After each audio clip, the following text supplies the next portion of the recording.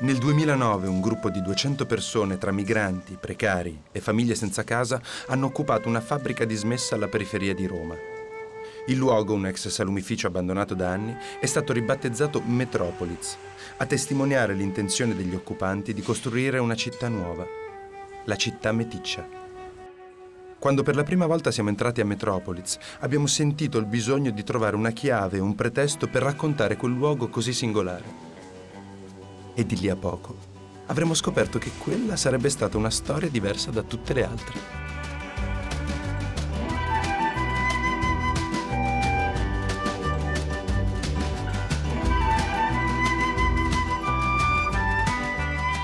Metropolis, anno 2011. Gli occupanti di una vecchia fabbrica dismessa decidono di abbandonare le barricate, di sfuggire una volta per tutte alle spinte centrifughe della città che li pone ai margini della società civile, negandogli casa, lavoro, salute e diritti.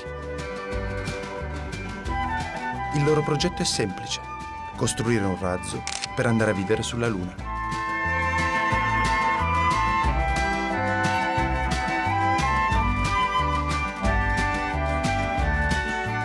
È con questa proposta che ci siamo presentati a Metropolis, decisi a raccontare una storia surreale per ridare voce al sogno e all'immaginazione, troppo spesso soffocati dalle necessità del vivere e dall'urgenza del bisogno.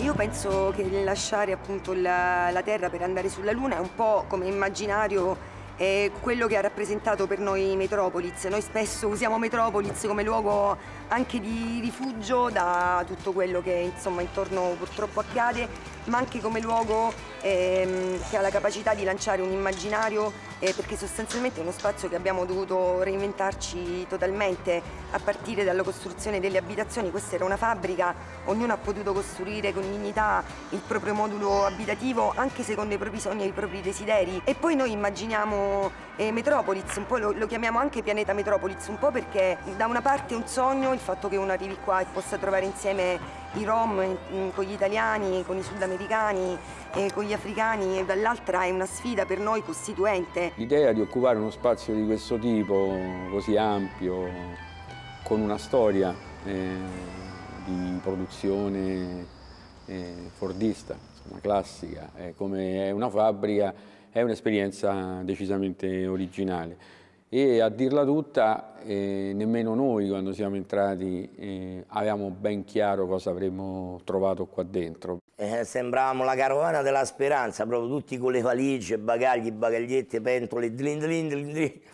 Alla fine siamo arrivati, siamo entrati e di quello che abbiamo trovato lì per lì, infatti più di qualcuno ha desistito le prime settimane. Non era una scuola, non era un ufficio, non era un appartamento, no. Proprio era un posto dove la gente entrava e diceva qua vai a abitare. Non c'erano servizi igienici, non c'era luce, non c'era acqua, non c'era niente.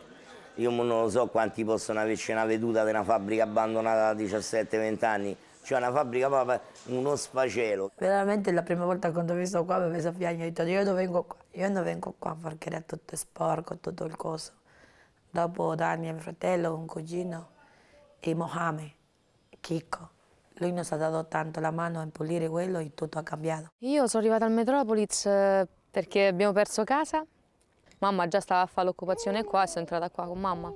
Perdi il lavoro, e te si sfascia una famiglia, ti trovi un attimino così in defaglianza mentalmente. Visto che non potevo mantenere una casa in affitto o un qualcosa, cercavo un posto per dare un tetto a mio figlio e alla mia compagna. Io ho chiesto alla mia compagna se era d'accordo ad accettare questo cammino insieme a me, questo percorso insieme a me, di fare questa lotta per i nostri diritti. Lei ha accettato e siamo partiti.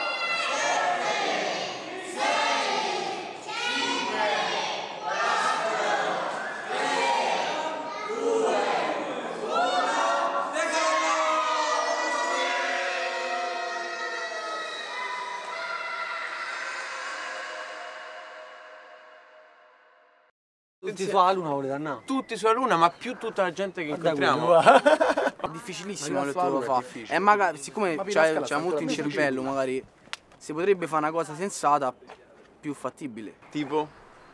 Da a Frascati.